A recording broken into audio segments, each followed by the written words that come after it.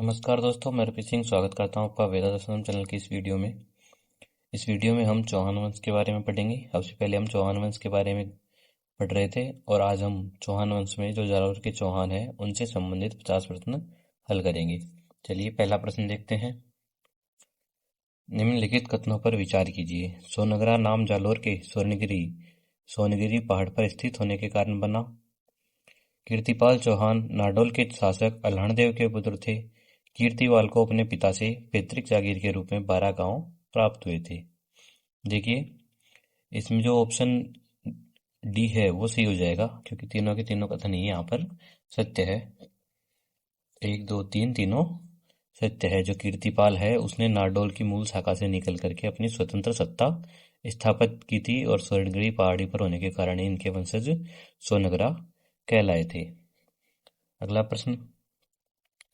प्रसिद्ध ख्यात लेखक मोहनोत नैणसी ने कीर्तिपाल चौहान की वीरता से प्रभावित होकर उन्हें किस संबोधन से अलंकृत किया है? कि तू एक महान राजपूत, स्वर्णगिरी का स्वामी, राजेश्वर या धर्म रक्षक। देखिए, तो नैणसी जी थे, उन्होंने कीर्तिपाल की विजयों और उनके व्यक्तित्व को रेखांकित करते हुए कि तू एक महान राजपूत ऐसा कहा है। तो इसमें ऑप्शन ए सही हो जाएगा।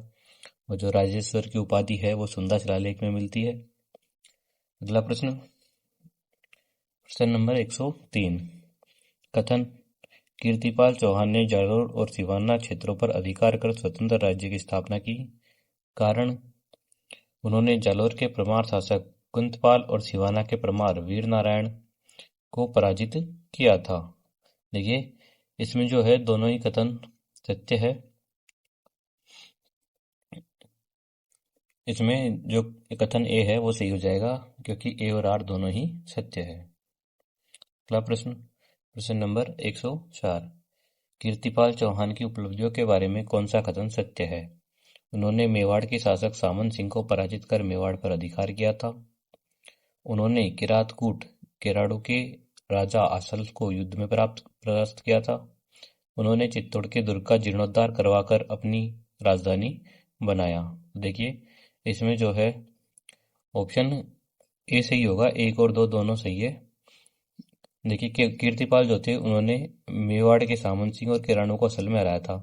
हालांकि उन्होंने मेवाड़ जीता, लेकिन चित्तौड़ को स्थायी राजधानी बनाने के तथ्य हमको नहीं मिलते हैं। उनकी जो मुख्य सत्ता है वो जालोर में ही रही थी। तो इस तरह से तीसरा कथन जो है वो गलत हो जाएगा और 1 और 2 दोनों सत्य है। अगला प्रश्न, प्रश्न नंबर 105। कीर्तिपाल चौहान ने मुसलमानों की सेना को किस प्रसिद्ध युद्ध में पराजित कर नाडोल शाखा का मान बढ़ाया था? तराइन का युद्ध, कासरिद या कयांद्रा का युद्ध, जालोर का घेरा या आबू का युद्ध। तो देखिए, इसमें सही उत्तर हो जाएगा कासरिद या कायंद्रा का युद्ध। जो कीर्तिपाल थे उन्होंने कासरिद या कायंद्रा की लड़ाई में तुर्कों को पराजित किया था। अगला प्रश्न, प्रश्न नंबर 106। कीर्तिपाल चौहान को सुंदा पर्वत शिलालेख में राजेश्वर कहकर संबोधित किया गया है। कारण। उन्होंने किरातकूट केराडू के शासक आसल को पराजित कर अपनी सत्ता का विस्तार किया था। इसमें भी जो दोनों कथन है वो सत्य हो जाएंगे। ठीक है, ए और आर दोनों सत्य है। अगला प्रश्न, प्रश्न नंबर 107। जालोर के चौहानों की प्रामाणिक वंशावली और उनके द्वारा किए गए निर्माण कार्यों का विवरण देने वाला प्रमुख स्रोत कौन सा है? बिजोलिया शिलालेख, सुंदा पर्वत शिलालेख, चिरवा शिलालेख या सारणेश्वर प्रशस्ति। देखिए, इसका सही उत्तर हो जाएगा ऑप्शन बी, सुंदा पर्वत शिलालेख, जो विक्रम संवत 1319 ईस्वी का है। सुंदा शिलालेख सोनगरा चौहानों के इतिहास का सबसे महत्वपूर्ण आधार है, जिसमें कीर्तिपाल से लेकर चचिंग देव तक का विवरण हमको प्राप्त होता है। अगला प्रश्न, प्रश्न नंबर 108। कीर्तिपाल के उत्तराधिकारी समर सिंह के संदर्भ में कौन सा सुधार सामरिक दृष्टि से महत्वपूर्ण माना जाता है? स्वर्ण मुद्रा का प्रचलन, जालोर दुर्ग की प्राचीर कोट का सुदृढ़ीकरण एवं बुर्जों पर अस्त्र यंत्रों की व्यवस्था, दिल्ली सुल्तान से संधि या राजधानी परिवर्तन। तो इसका सही उत्तर हो जाएगा जालोर दुर्ग की प्राचीर कोट का सुदृढ़ीकरण एवं बुर्जों पर अस्त्र यंत्रों की व्यवस्था करना। जो समर सिंह थे उन्होंने दुर्ग को अजेय बनाने के लिए जो कनकाचल है या स्वर्णगिरी है उस पहाड़ी पर एक परकोटा बनवाया और पत्थरों को फेंकने वाला जो यंत्र है उसका नाम था मंजनीक, वो लगवाए। अगला प्रश्न, प्रश्न नंबर 109। समर सिंह ने अपनी पुत्री प्रहलादिनी देवी का विवाह किस शक्तिशाली शासक के साथ कर कूटनीतिक संबंध सुदृढ़ किए? भीमदेव द्वितीय गुजरात की चालुक्य, इल्तुतमिश दिल्ली सुल्तान, यजेंद्र सिंह मेवाड़ अथवा पृथ्वीराज तृतीय। तो देखिए इसका सही उत्तर हो जाएगा ऑप्शन ए, भीमदेव द्वितीय गुजरात की चालुक्य। जो चालुक्य शासक थे उनके साथ मित्रता के लिए समर सिंह ने ये शादी की थी। उनकी बहन जो थी रूपल देवी, उन्होंने जालोर में 2 शिवालय बनवाए, ये भी याद रखना। अगला प्रश्न, प्रश्न नंबर 110। जालोर शाखा के संस्थापक कीर्तिपाल का देहांत किस वर्ष के निकट माना जाता है? 1192 ईस्वी, 1182 ईस्वी, 1205 ईस्वी या 1228 ईस्वी। देखिए जो कीर्तिपाल था उनका जो शासन था वो कम रहा था, लगभग 1182 ईस्वी के आसपास। उनके बाद में समर सिंह जो थे वो शासक बने थे। तो इसमें ऑप्शन बी जो है वो सही हो जाएगा, 1182 ईस्वी। अगला प्रश्न, प्रश्न नंबर 111। कीर्ति कौमुदी के अनुसार किस सोनगरा शासक के समय जालोर की शक्ति अपने चरमोत्कर्ष पर थी और उसने तुर्कों के गर्व को चूर किया? समर सिंह, उदय सिंह, चाचिंग देव या कानड़ देव। तो इसका सही उत्तर हो जाएगा उदय सिंह, ऑप्शन बी। देखिए जो उदय सिंह थे उन्होंने नाडोल और जालोर को मिलाकर के एक विशाल राज्य बनाया था, और उन्होंने जो मंडोर है जिसको पहले मांडव्यपुर कहते थे उसको भी तुर्कों से मुक्त करवाया था। अगला प्रश्न, प्रश्न नंबर 112। इल्तुतमिश ने जालोर पर किस वर्ष आक्रमण किया था जिसका प्रतिरोध उदय सिंह ने सफलतापूर्वक किया? 1210, 1221, 1228 या 1254 ईस्वी। तो इसका सही उत्तर हो जाएगा 1228 ईस्वी, ऑप्शन सी। 1228 ईस्वी में जो इल्तुतमिश थे उन्होंने जालोर पर घेरा डाला था, लेकिन जो दुर्ग की अजेयता थी उसको देखकर उन्हें संधि करनी पड़ी। अगला प्रश्न, हसन निजामी के ताजुल मासिर के अनुसार इल्तुतमिश और उदय सिंह के बीच संधि का मुख्य परिणाम क्या था? उदय सिंह ने इस्लाम स्वीकार किया, उदय सिंह ने 100 ऊंट और 20 घोड़े भेंट स्वरूप देकर सुल्तान को विदा किया, जालोर दिल्ली सल्तनत का हिस्सा बन गया, इल्तुतमिश ने जालोर दुर्ग को नष्ट कर दिया। तो देखिए इसका जो सही उत्तर है वो हो जाएगा ऑप्शन बी, उदय सिंह ने 100 ऊंट और 20 घोड़े भेंट स्वरूप देकर सुल्तान को विदा किया। जो सेना थी तुर्क सेना, वो दुर्ग को जीतने में असमर्थ रही, अतः सम्मानजनक संधि के तहत उपहार देकर सुल्तान जो था वो दिल्ली लौट गया था। अगला प्रश्न, प्रश्न नंबर 114। मिलान कीजिए। कीर्तिपाल जो थे वो मेवाड़ के सामन सिंह पर विजय प्राप्त की थी उन्होंने। समर सिंह ने मंजने के यंत्रों की व्यवस्था की थी और उदय सिंह सांचौर और नाडोल का विलय किया था इन्होंने। तो इस तरह से 2, 1, 3 ऑप्शन ए सही हो जाएगा। अगला प्रश्न, प्रश्न नंबर 115। निम्नलिखित ऐतिहासिक घटनाओं का सही कालक्रमानुसार व्यवस्थित कीजिए। कीर्तिपाल द्वारा जालोर राज्य की स्थापना, इल्तुतमिश का जालोर पर असफल आक्रमण, नसीरुद्दीन महमूद का जालोर अभियान या समर सिंह द्वारा समरपुर नगर की स्थापना। देखिए अब इनको क्रम से जमाना है हमें। तो सबसे पहले जो है वो 1181 ईस्वी में स्थापना हुई थी जालोर राज्य की, तो पहले नंबर पे तो पहला ही आएगा। उसके बाद में 1182 ईस्वी के बाद में जो समर सिंह थे उन्होंने समरपुर नगर की स्थापना की थी, तो ये चौथा जो है वो दूसरे नंबर पर आएगा। उसके बाद देखें तो जो इल्तुतमिश है उनका आक्रमण हुआ था 1228 ईस्वी में, तीसरे नंबर पर दूसरा आएगा। और अंत में जो बचता है नसीरुद्दीन महमूद, उनका जालोर अभियान 1254 ईस्वी के आसपास था, तो चौथे नंबर पर यह आएगा। इस तरह से 1, 4, 2, 3 ऑप्शन ए सही हो जाएगा अपना। ठीक है, ऑप्शन ए। अगला प्रश्न देखिए, प्रश्न नंबर 116।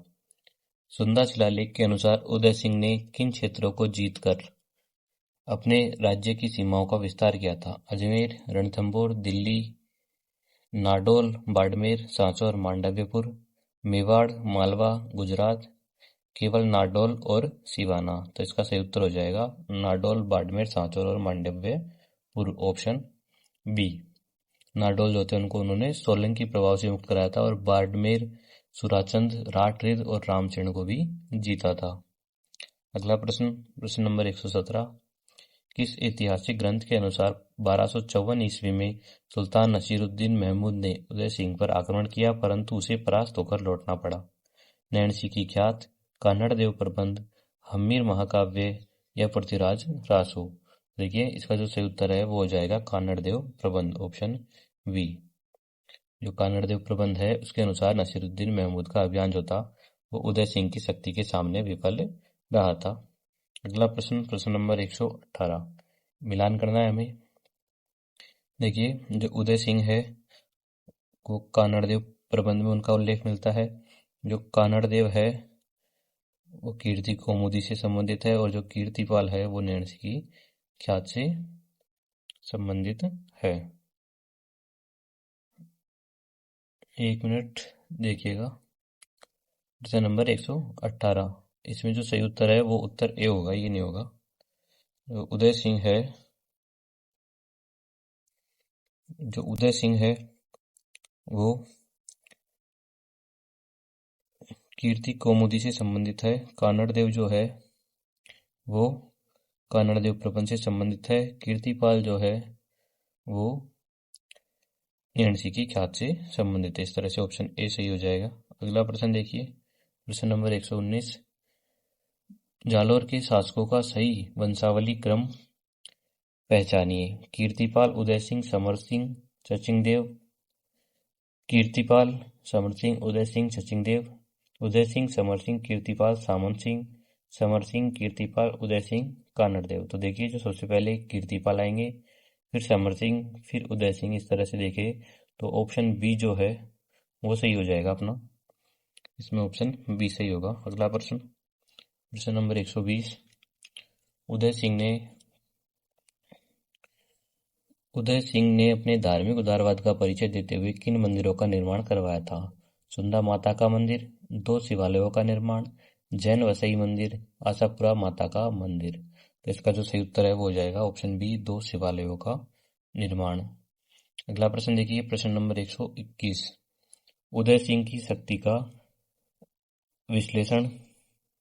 इल्तुतमिश की विफलता का मुख्य कारण क्या था? तुर्क सेना की संख्या कमी, जालोर दुर्ग की अभेद्य भौगोलिक स्थिति और उदय सिंह की कुशल कूटनीति, इल्तुतमिश की अचानक मृत्यु या मेवाड़ द्वारा जालोर को सैन्य सहायता। तो इसमें सही उत्तर हो जाएगा ऑप्शन बी, जालोर दुर्ग की अभेद्य भौगोलिक स्थिति और उदय सिंह की कुशल कूटनीति। अगला प्रश्न, प्रश्न नंबर 122, इसमें हमको मिलान करना है। तो देखिए जो उदय सिंह है उनका समय 1205 से 1257 ईस्वी के बीच माना जाता है। सचिन देव जो थे उनका समय 1257 से लेकर 1282 तक, और 1282 के बाद में सामंत सिंह है वो 1305 तक। तो इस तरह से 2, 1, 3 ऑप्शन ए सही हो जाएगा। अगला प्रश्न, प्रश्न नंबर 123, मांडव्यपुर मंडोर को उदय सिंह ने किससे मुक्त करवाया?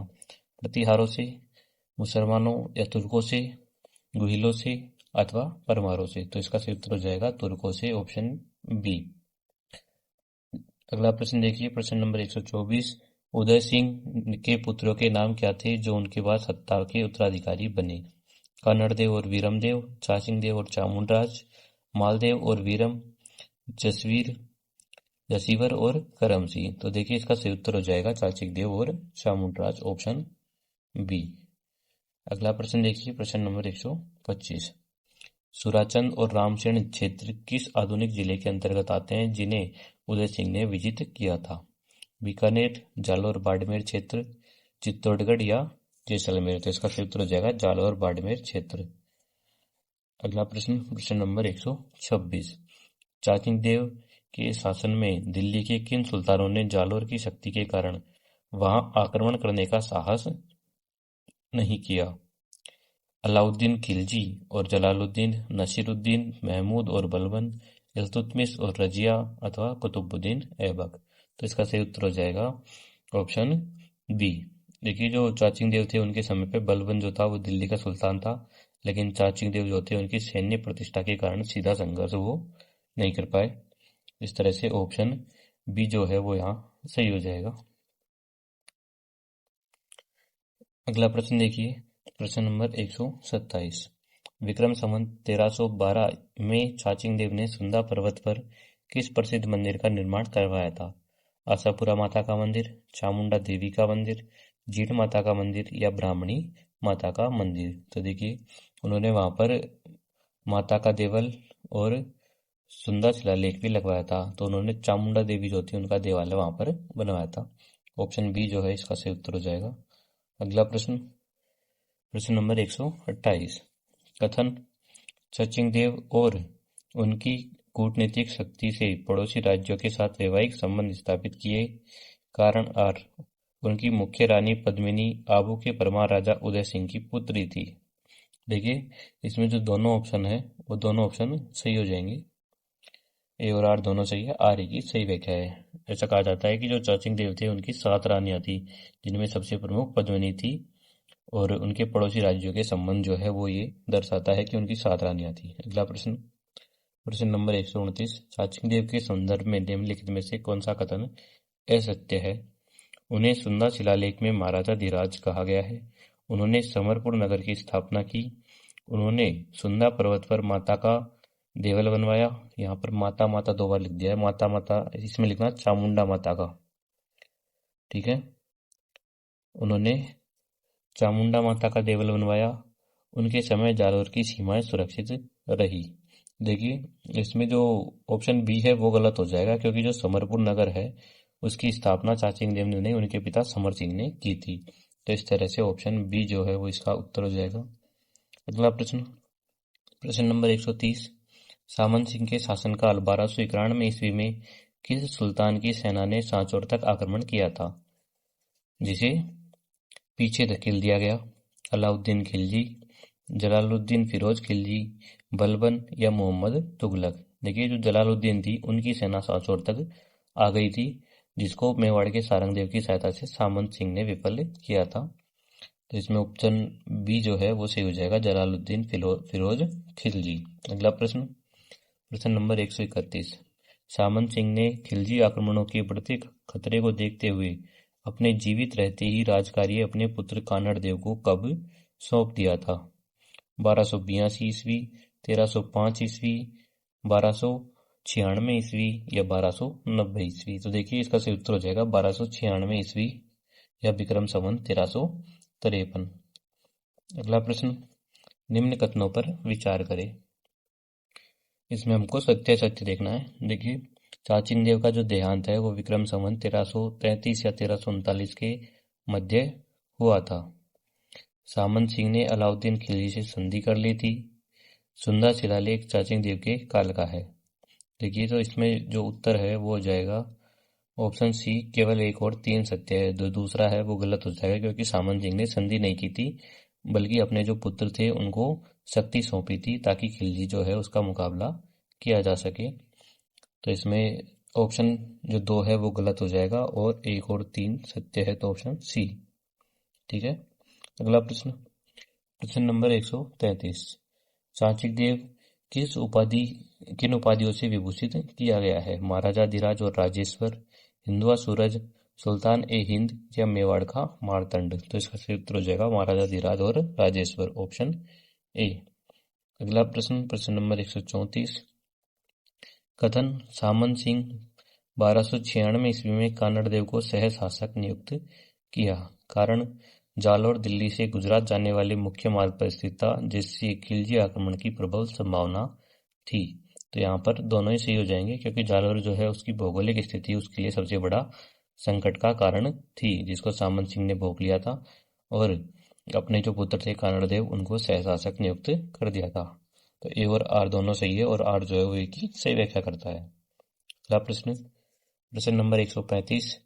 निम्नलिखित में से कौन सा युग्म सुमेलित नहीं है? सुंदा शिलालेख विक्रम संवत 1319, सामंत सिंह का शासन प्रारंभ 1282, जलालुद्दीन का आक्रमण 1291 या कानड़ देव का पूर्ण राज्यारोहण 1257। तो देखिए इसमें जो कानड़ देव है उनका जो शासन है वो 1305 ईस्वी से प्रारंभ हुआ था। 1296 में वो सह शासक के रूप में सक्रिय थे। तो इसमें जो ऑप्शन डी है वो गलत हो जाएगा। पूर्ण राज्यारोहण जो 1257 से ना होकर ये कब हुआ था? 1305 ईस्वी से हुआ था, ठीक है। अगला प्रश्न, प्रश्न नंबर 136। चाचिंग देव ने किस पर्वत पर सुंदा नामक स्थान पर अपनी कुलदेवी का मंदिर बनवाया? स्वर्णगिरी, सुंदा पर्वत, आबू पर्वत या त्रिकुट पर्वत? तो इसका सही उत्तर हो जाएगा ऑप्शन बी, सुंदा पर्वत। अगला प्रश्न देखिए, प्रश्न नंबर 137। जालोर के किस शासक ने बागड़, जो डूंगरपुर बांसवाड़ा का क्षेत्र है, के क्षेत्रों पर भी अपना प्रभाव स्थापित किया था? उदय सिंह, चाचिक देव, कीर्तिपाल या सामंत सिंह? तो इसका सही उत्तर हो जाएगा सामंत सिंह, ऑप्शन डी। अगला प्रश्न, प्रश्न नंबर 138। कानड़देव प्रबंध के रचयिता पद्मनाभ ने कानड़देव को सत्ता सौंपने का मुख्य श्रेय किसे दिया है? सामंत सिंह की दूरदर्शिता को, खिलजी के दबाव को, जनता की मांग को या गुरु की आज्ञा को? तो इसमें सही उत्तर हो जाएगा सामंत सिंह की दूरदर्शिता को। अगला प्रश्न, प्रश्न नंबर 139। सामंत सिंह के समय दिल्ली में गुलाम वंश का अंत होकर किस वंश की स्थापना हुई? तुगलक वंश, खिलजी वंश, लोधी वंश या सैयद वंश? तो इसका सही उत्तर हो जाएगा खिलजी वंश। अगला प्रश्न, प्रश्न नंबर 140। चाचिक देव की 7 रानियों में से प्रमुख रानी कौन थी? प्रहलादन देवी, पद्मिनी, हीरा देवी या जेतल देवी? तो इसका सही उत्तर हो जाएगा पद्मिनी, ऑप्शन बी। अगला प्रश्न देखिए, प्रश्न नंबर 141। देखिए, इनका हमें मिलान करना है। तो जो सुंदा शिलालेख है वो हमको चाचिंग देव की वंशावली तक मिलता है। नैणसी की जो ख्यात है वो कीर्तिपाल के लिए महान राजपूत शब्द का उपयोग करती है। कानड़देव प्रबंध जो है उसमें खिलजी संघर्ष का विस्तृत विवरण है। इस तरह से ऑप्शन ए सही हो जाएगा। अगला प्रश्न, प्रश्न नंबर 142। जालोर दुर्ग, ये जो प्रश्न है वो जालोर दुर्ग के बारे में है। देखिए, निम्नलिखित कथनों पर विचार कीजिए। यह दुर्ग दिल्ली और गुजरात के व्यापारिक मार्ग पर नियंत्रण रखने के लिए अनिवार्य था। दुर्ग की पहाड़ी अत्यधिक ऊंची और खड़ी है, जिससे घेराबंदी कठिन थी। समर सिंह द्वारा निर्मित कोट और मंजनीक अस्त्रों ने इसे सुरक्षा प्रदान की। देखिए, इसमें जो ऑप्शन सी है वो सही हो जाएगा, क्योंकि तीनों ही कथन यहाँ सत्य है। अगला प्रश्न, प्रश्न नंबर 143। जालोर के सोनग्रा चौहानों की वंशावली के अनुसार शासकों का सही कालक्रम क्या है? कीर्तिपाल, समर सिंह, उदय सिंह, चाचिंग देव, सामंत सिंह, कानड़देव? कीर्तिपाल, उदय सिंह, समर सिंह, चाचिंग देव, सामंत सिंह? कीर्तिपाल, उदय सिंह, चाचिंग देव, कीर्तिपाल, उदय सिंह, चाचिंग देव, सामंत सिंह और वीरमदेव? तो इसमें जो ऑप्शन ए है वो सही हो जाएगा। सबसे पहले कीर्तिपाल, फिर समर सिंह, फिर उदय सिंह, फिर चाचिंग देव, फिर सामंत सिंह और उसके बाद कानड़देव जो थे वो शासक रहे थे। अगला प्रश्न, प्रश्न नंबर 144। प्राचीन अभिलेखों में जालोर को किस नाम से पुकारा गया है जो इसकी भौगोलिक विशेषता दर्शाता है? स्वर्णगिरी, जबलपुर, शिवपुरी या ए और बी दोनों? तो इसमें जो ऑप्शन है ऑप्शन डी सही हो जाएगा, ए और बी दोनों। प्राचीन नाम जबलपुर था और जो दुर्ग बना था उसके कारण इसको स्वर्णगिरी कहा गया। अगला प्रश्न, प्रश्न नंबर 145। निम्नलिखित कथनों पर विचार कीजिए। उदय सिंह ने मारवाड़ और जालोर में 2 शिवालयों का निर्माण करवाया। चाचिंग देव ने सुंदा पर्वत पर चामुंडा माता का मंदिर बनवाया। समर सिंह की बहन रूपल देवी ने भी जालोर में 2 शिवालय बनवाए। तो देखिए, इसमें जो ऑप्शन सी है वो सही होगा, क्योंकि तीनों ही ऑप्शन यहाँ भी सही है। अगला प्रश्न, प्रश्न नंबर 146। जालोर तुर्कों के लिए सिरदर्द क्यों था? इसका जो सही कारण है वो चुने। क्योंकि यहाँ के शासक तुर्कों से कभी नहीं डरे, क्योंकि यह दुर्ग गुजरात के समृद्ध व्यापारिक केंद्र पर नियंत्रण के लिए एकमात्र बाधा था, क्योंकि यहाँ के दुर्ग पर अस्त्र शस्त्र बनाने की सबसे बड़ी फैक्ट्री थी, क्योंकि यहाँ के शासक दिल्ली के सुल्तान के संबंधी थे। तो देखिए, जो दिल्ली के सुल्तान थे उनके लिए गुजरात विजय तब तक अधूरी थी जब तक जालोर स्वतंत्र रहता। तो इस तरह से ये जो है गुजरात के समृद्ध व्यापारिक केंद्र पर नियंत्रण के लिए एकमात्र बाधा था, ऑप्शन बी। अगला प्रश्न, प्रश्न नंबर 147। यहाँ पे हमको मिलान करना है, जो अभिलेख या ग्रंथ है उनका स्थानीय विवरण से मिलान करना है। देखिए, जो आबू का शिलालेख है वो महाराजा लुम्बा का शिलालेख। अगला देखिए, सुंदा शिलालेख जो है वो विक्रम संवत 1377 ईस्वी का है। मुंशी नेमत अली की जो ख्यात है वो जालोर वंशावली का प्रमुख स्रोत है। तो इसमें ऑप्शन बी सही हो जाएगा, 2, 1, 3। अगला प्रश्न देखिए, प्रश्न नंबर 148। उदय सिंह ने अपनी विजय यात्रा के दौरान राट हृद क्षेत्र को जीता था। वर्तमान में यह क्षेत्र किस नाम से जाना जाता है? बाड़मेर का रेतीला भाग, मेवाड़ की पहाड़ियां, शेखावाटी का रेतीला भाग या हाड़ौती का पठार। तो इसका सही उत्तर हो जाएगा ऑप्शन ए, बाड़मेर का रेतीला भाग। अगला प्रश्न देखिए, प्रश्न नंबर 149। जालोर के चौहानों की रक्षात्मक युद्ध प्रणाली के बारे में कौन से कथन सत्य है? दुर्ग की बुर्जों पर मंजनीक पत्थर फेंकने के यंत्र लगाए गए थे। आक्रमण के समय दुर्ग में जल और रसद की पर्याप्त आपूर्ति सुनिश्चित की जाती थी। शासक दुर्ग से बाहर निकलकर सीधे युद्ध की बजाय दुर्ग रक्षा को प्राथमिकता देते थे। तो इसमें जो ऑप्शन सी है वो सही हो जाएगा, क्योंकि इसमें भी तीनों कथन सत्य है। अगला प्रश्न, प्रश्न नंबर 150। समग्र विश्लेषण के आधार पर जालौर के चौहानों की सबसे महत्वपूर्ण उपलब्धि क्या थी? तो सारे जो जितना भी हमने पढ़ा था जालौर के बारे में उसके आधार पर बताना है हमें। राजस्थान में पहली बार स्वर्ण मुद्राओं का प्रयोग, दिल्ली सल्तनत के शुरुआती शक्तिशाली सुल्तानों को लगभग 125 वर्षों तक जालौर से दूर रखना, मुगलों के साथ संधि कर राज्य का विस्तार करना या दक्षिण भारत पर आक्रमण करना। देखिए, 1181 से लेकर 1311 ईस्वी तक जालौर ने अपनी स्वतंत्रता को अक्षुण्ण रखा था, जो उनकी सैन्य और कूटनीतिक श्रेष्ठता का परिचायक है। तो इस तरह से ऑप्शन बी जो है वो यहाँ सही हो जाएगा। दिल्ली सल्तनत के शुरुआती शक्तिशाली सुल्तानों को लगभग 125 वर्षों तक जालौर से दूर रखना। ठीक है, इस तरह हमारे यहाँ पर 50 प्रश्न पूरे होते हैं। धन्यवाद।